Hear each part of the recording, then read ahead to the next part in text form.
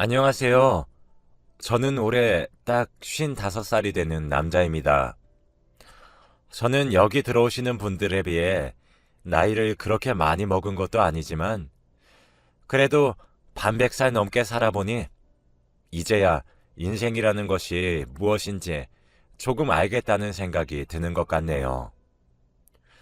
요 근래에 들어 제가 너무 앞만 보고 달려오는 인생을 살았던 것은 아닌가 하는 후회가 조금 밀려옵니다. 그래서 제가 살아온 인생 얘기를 한번 해보고 싶어 이렇게 사연을 보내게 되었어요. 저는 아버지가 없습니다. 어머니 한 분만 계세요.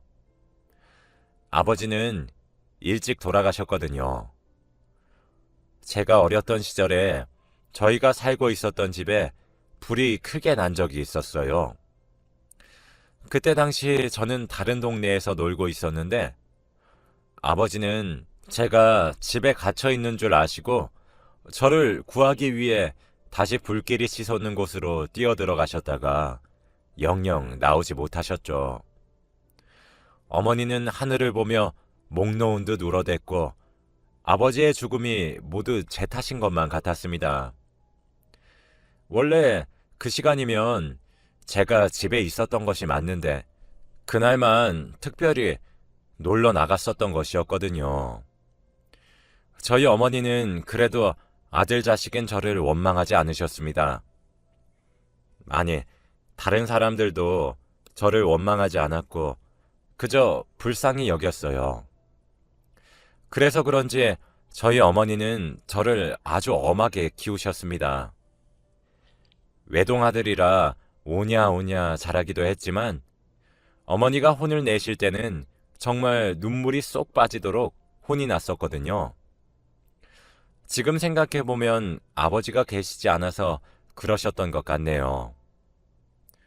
어머니는 항상 제게 하셨던 말씀이 있습니다. 대관아, 너는 절대 엇나가면 안 된다. 너는 외동이라 우리 집에 하나밖에 없는 아들이고 너희 아버지처럼 훌륭한 사람이 되기 위해선 반드시 올바르게 자라야 돼. 그러니 항상 안에서도 밖에서도 몸가짐을 바르게 하려고 노력을 하렴. 나는 널 많이 사랑하고 있지만 그렇다고 해서 네가 엇나가는 것까지 사랑하진 않을 거란다. 내가 너무 엄하게 대해도 섭섭해하지 말고. 대관이 너도 알다시피 우리는 집에 아버지란 사람이 없다. 나는 내 하나뿐인 자식, 밖에서 애비 없어서 저렇다고 손가락질 받는 건 내 두 눈이 시퍼렇게 뜨고 있는 날엔 죽어도 못 본다. 그러니 잘 자라야 해. 라는 말씀이시죠. 저희 어머니는 애비 없는 놈이란 소리를 가장 싫어하셨습니다. 그래서 저를 참 강하게 키우셨고 저희 어머니도 정말 강한 분이셨어요. 그런 어머니도 약해지셨던 순간이 있으셨는데 바로 술을 드시는 순간이셨습니다. 어머니는 스스로 술을 마시면 약해진다는 사실을 알고 계셨기 때문에 1년에 딱 한 번만 술을 드셨어요. 그날은 항상 아버지의 기일이었죠. 그럴 때면 저를 물끄러미 바라보시며 대관아, 너는 크면 클수록 너희 아버지의 얼굴을 쏙 빼닮는다 하셨습니다. 어머니는 아버지를 정말 많이 그리워하셨어요. 그 불의의 사고가 있기 전 제 어린 시절의 아버지를 떠올려 보면 그 시대의 사람 같지 않게 참 자상하셨던 분이셨죠. 아버지가 언성을 높였던 적도 없었고 항상 은은한 미소를 짓고 계셨거든요. 사랑도 많이 표현해 주셨고 그 시대의 아버지들은 굉장히 가부장적이셨는데 저희 아버지는 어머니의 어깨를 안마도 해주고 사랑 표현도 많이 하시고 그러셨습니다. 그래서 저도 항상 마음속에 저희 아버지 같은 사람이 되어야겠다는 생각을 품고 살았어요. 다행히도 저는 외가와 친가 둘 다 경제적으로 부족함이 없었기에 다양한 경험을 할 수 있었고 지원을 많이 받을 수 있었습니다. 그리고 저희 어머니도 정말 똑똑하신 분이셔서 그 시대에 드물게 돈을 버는 일을 하셨어요. 그래도 가부장적인 사회에서 남자들이 득실거리는 곳에서 살아남으시려면 엄청 독하셔야 했죠. 저희 어머니는 그래서인지 스트레스를 받는 것을 담배로 푸셨습니다. 처음엔 호락호락해 보이시지 않으시려고 피우시기 시작하셨는데 나중엔 끊지도 못하시게 되었죠. 어머니는 항상 담배를 한 대 태우시면서 공부를 하셨습니다. 제가 어머니 몸 상태를 걱정하셔야 한다며 끊으라고 많이 권유하셨지만 담배가 낙이라고 말씀하시며 잔소리 좀 하지 말라고 오히려 제게 성을 내시기도 했고요. 그렇게 독하게 살아가시는 어머니를 보고 자라서인지 저도 참 독하게 살았어요. 공부도 밤을 새워가며 했습니다. 공부뿐만 아니라 무언가 목표가 생기거나 해야 된다는 사명감이 생기면 죽기 살기로 해내려고 했던 것 같아요. 아무래도 성취를 이루게 되다 보니 저는 자연스럽게 성적이 좋았고 자연스럽게 좋은 대학에 입학했으며 당연히 좋은 성적을 거둘 수 있었죠. 그러니 당연한 수순으로 좋은 직장에 입사도 할 수 있었습니다. 좋은 직장에 입사를 하기 시작하자마자 주위에서 중매를 서기 위해 혈안이 되더라고요. 제가 1등 신랑감이다 뭐다 하시면서요. 그렇게 몇 번 선자리에 불려나가기도 하고 그랬습니다. 물론 결과는 좋지 않았지만요. 그게 좋지 않을 수 있었던 이유는 제가 가족을 만드는 것에 굉장히 까다로운 타입이었기 때문인 것 같아요. 저는 아버지가 없이 자랐기 때문에 홀부모 밑에서 자란 슬픔을 잘 알았습니다. 그래서 가족을 만드는 것에 조금 회의감을 느꼈었던 것 같기도 하네요. 혹시 모를 상황이라고 해야 하나? 그런 것들 말이죠. 어머니는 제게 결혼을 재촉하지 않으셨습니다. 때가 되면 다 알아서 가게 되어 있다며 속 편한 소리만 하셨어요. 그런데 어머니의 말씀이 맞더라고요. 그렇게 가족의 회의적이었던 제가 운명적인 만남을 가지게 되었습니다. 바로 그 상대방이 지금의 아내죠. 아내는 지금도 상당히 아름다운 미인이지만 젊었던 시절엔 장난이 아니었습니다. 양볼에 웃으면 보조개가 쏙 들어가는데 미소가 참 예쁜 사람이었어요. 우연한 기회로 만나게 된 당시의 아내에게 저는 홀딱 빠져버렸고 정말 몇 개월이나 쫓아다니면서 구애한 결과 겨우 만남을 허락받았습니다.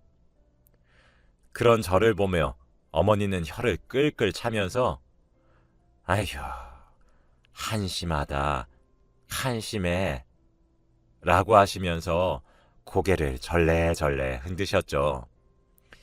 그렇게 그녀와 1년 정도 되는 시간 동안 만남을 이어갔고 우리는 결혼을 하게 되었습니다. 아내와의 결혼 과정은 정말 여러 고비가 있었어요. 아내의 집안에서 저를 반대하셨었거든요. 아버지가 없다는 이유 하나만으로 말입니다. 그리고 아버지가 없다는 이유로 결혼을 아내의 집안에서 반대한다는 것을 알게 된 저희 어머니 역시 결혼을 반대하셨습니다. 저희 어머니는 그 시대의 다른 여성들과 달리 매우 생각이 깨어 있으신 분이라 더욱 그러셨던 것 같아요. 게다가 어머니는 아버지의 사랑과 희생을 정말 숭고하다고 생각하고 계셔서 더욱 반대하셨죠. 하지만 이미 저와 아내는 서로를 진실되게 사랑하고 있었기 때문에 결혼을 꼭 해야만 했습니다. 그리고 사실 집안에서 반대를 당한다는 사실을 알게 되면서 아내와 좀 더 깊은 사이가 된 것 같기도 해요. 아무튼 양가 부모들의 반대란 벽을 넘는 것은 정말 어려워 보였습니다. 그래서 우린 한 가지 꾀를 내었어요. 바로 결혼 전 아이를 가지는 것이었죠. 저희는 노력 끝에 아이를 가졌고 결국 양가에서 두 손 두 발을 들게 되면서 결혼을 허락받았습니다. 저희 어머니는 앞서 말했듯 생각이 트이신 분이셨고 본인이 시집살이를 엄청 당하셨었던 분이세요. 그래서 그런지 며느리인 제 아내에게 도리를 바라지도 않으셨고 강요하지도 않으셨죠. 그저 각자 갈 길 가자고만 하셨어요. 그렇게 우린 분가를 하게 되었고 순조롭게 아이까지 출산할 수 있었습니다. 양가에서도 며느리가 실니 많이, 사위가 실니 많이 하셨는데 막상 손주를 하나 낳아서 안겨주니 정말 좋아라 하셨어요. 그렇게 저희는 평화롭게 사는 듯 했죠. 그렇게 몇 년이 흘렀고 저희는 아이를 둘이나 더 낳아서 3남매를 기르고 있었습니다. 그러던 어느 날 제게 모르는 번호로 전화가 한 통 걸려왔어요. 뭔가 싶어서 전화를 받아보니 병원의 응급실이었습니다. 병원에서는 길을 걸어가시던 어머니가 갑자기 길에서 픽 하고 쓰러지셔서 응급실에 오시게 되었다고 말을 하더라고요. 저는 회사고 나발이고 정말 심장이 덜컥 내려앉은 기분이었고 다 때려치고 당장 어머니께 달려갔습니다. 어머니는 일어나서 앉아 계셨었죠. 제가 아내에게도 연락을 했더니 저보다 먼저 와 있더라고요. 어머니는 별일 아니다. 호들갑 떨 필요 없어. 라고 이야기를 하셨지만 전혀 안심이 되지 않았습니다. 의사 선생님의 말을 들어보니 뇌로 피가 제대로 전달되지 못한 것이 쓰러짐의 원인이라고 하시더라고요. 그리고 그 현상이 바로 뇌졸중, 즉 흔히 말하는 중풍의 전조 증상이라고 말이죠. 그렇게 강인하셨던 어머니께 갑작스럽게 뇌졸중이 찾아오게 되었습니다. 그럼에도 불구하고 어머니는 그런 약한 모습을 자식인 제게 보이는 것을 굉장히 불쾌해하셨어요. 그런 어머니를 아내가 계속해서 찾아가서 함께 살기를 권유하셨고 점차 몸이 굳어지며 거동이 어려워지시자 저희와 합가를 허락하셨죠. 어머니는 점차 아내에게 많이 의지하기 시작하셨습니다. 아무래도 혼자 계시다가 쓰러지신 적도 몇 번 있다 보니 혼자 계시는 것을 조금 두려워하시는 듯 했어요. 제 아내는 그런 저희 어머니를 성심성의껏 보살피기 시작했습니다. 자식인 저도 힘들어서 못하는 것들을 아내는 묵묵히 해냈죠. 그런 모습에 제가 미안하다 사과라도 할라 치면 아내는 곱게 웃으면서 여보, 당신은 밖에서 얼마나 많이 고생을 하는데 그걸 제가 모르겠어요? 그리고 어머님도 이제 제 가족이잖아요. 그러니까 괜찮아요. 너무 마음 쓰지 마세요.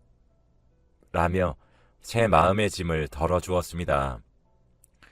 그리고 그 당시 제가 회사를 그만두고 작은 사업을 막 시작했을 때라 자리를 잡는 데 몰두하고 있었는데 그래서 정말 눈코 뜰 새 없이 너무 바빴어요.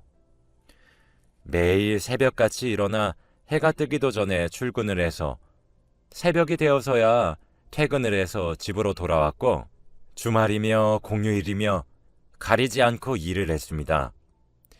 그래서 가정에 많이 소홀했던 시기였죠. 그러던 어느 순간부터 아내의 얼굴에 근심이 가득하더라고요. 제가 무슨 일이라도 있는 거냐고 물어보니 아내는 제게 이야기 좀 하자고 하더라고요. 그러면서 말하기를, 여보, 내 이야기를 듣고 너무 상처를 받지 않았으면 좋겠어요. 사실 지금 어머님의 상태가 조금 이상한 것 같아요. 치매가 조금 의심이 되네요. 제 얼굴이나 몸을 손가락으로 핥히실 때도 있고 어려지신 것 같다고 느껴지는 순간들이 자꾸 나타나는 것 같아요. 아무래도 병원으로 모셔서 제대로 된 검사를 한번 받아봐야 될 것 같아요. 라며 왈칵 울음을 터뜨리는 겁니다. 저는 정말 커다란 충격에 빠졌어요. 아내는 괜찮아요. 내가 있잖아요. 제가 어머님을 모시고 있잖아요. 너무 스스로 자책하지 말아요. 하며 저를 위로했죠. 병원으로 데리고 가서 검사를 한 결과 어머니는 뇌졸중으로 인한 치매에 걸리셨던 것이 맞았고, 치료를 하기에는 어머니가 너무 나이가 많기도 하고 체력적으로 많이 힘드실 것 같다고 병원에서 말씀을 하셨어요. 제 어머니는 그렇게 한평생을 제 뒷바라지만 하시다가 노년에 호강 한번 제대로 시켜주지 못하셨는데 곱고 귀여운 어린아이가 되어버렸습니다.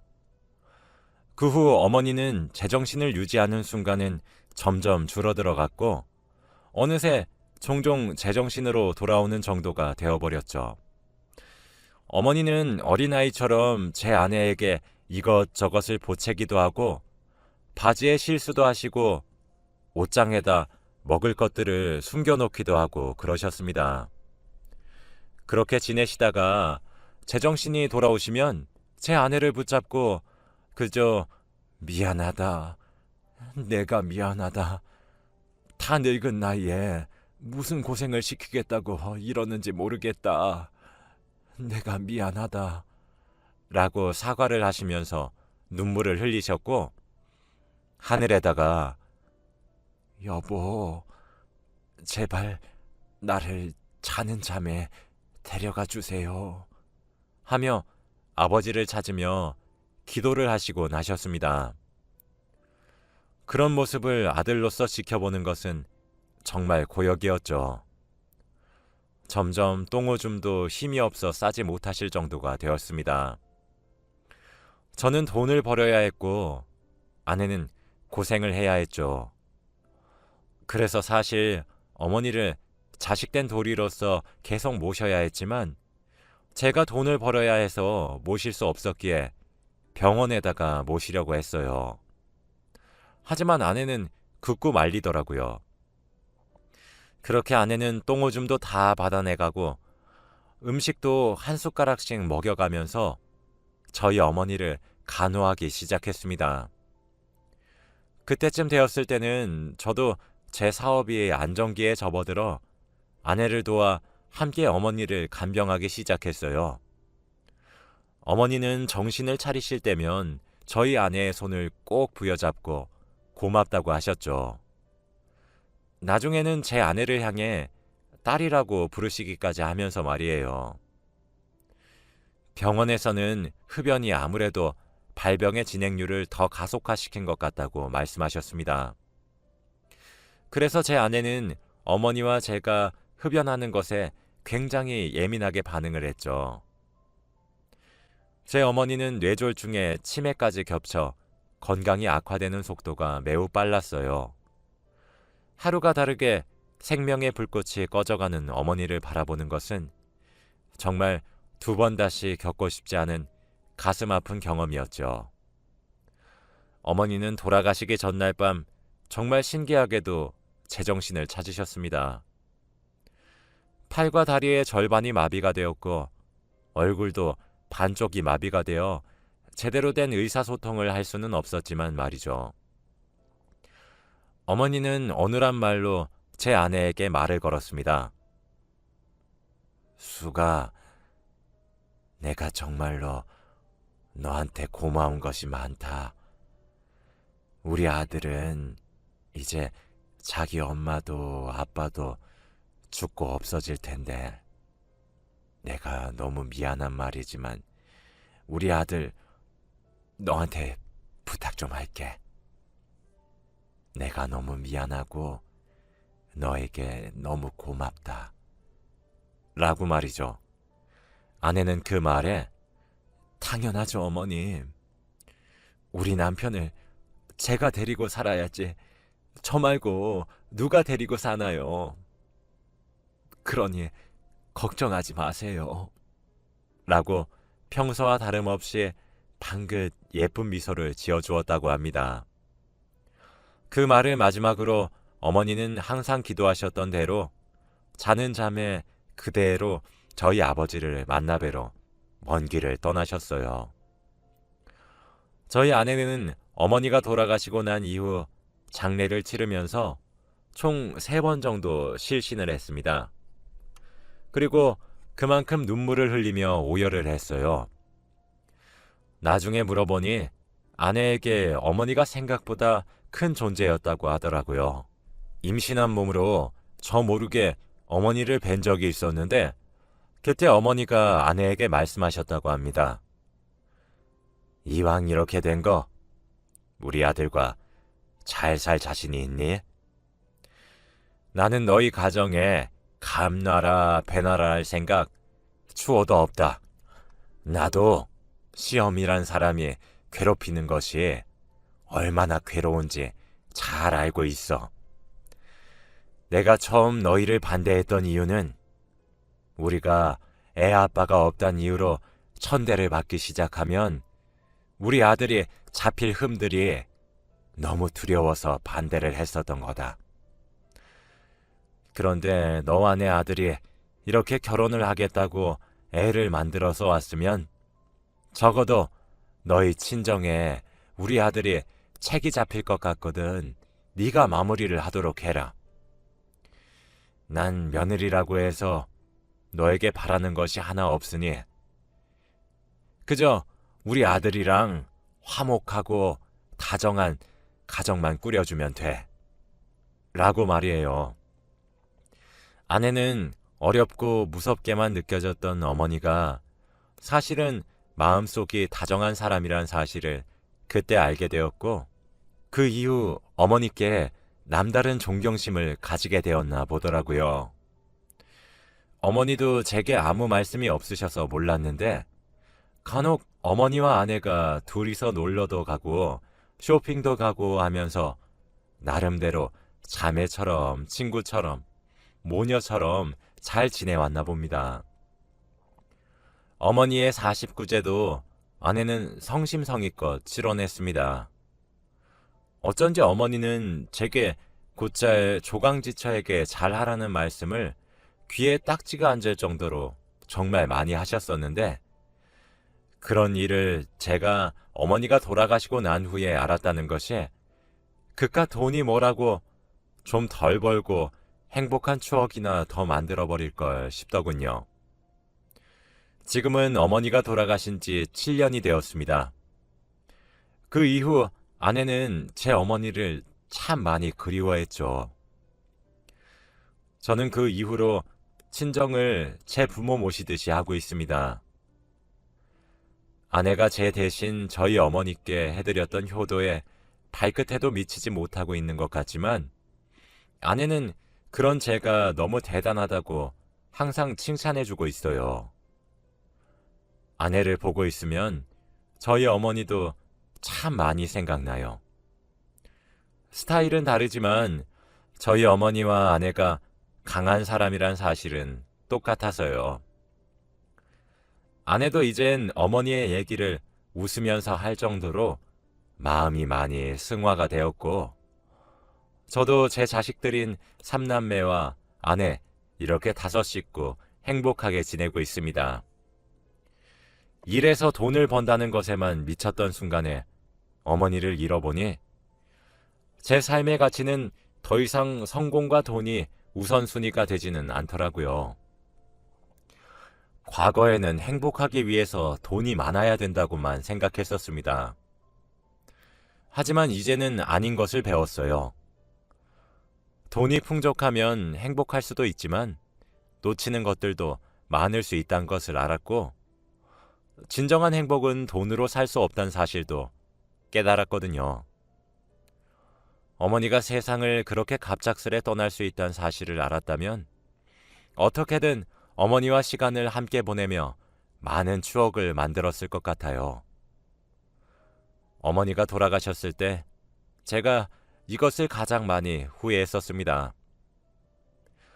며칠 전에 막내의 방학 숙제를 도와주면서 아내가 아이들 모두에게 물었다고 해요.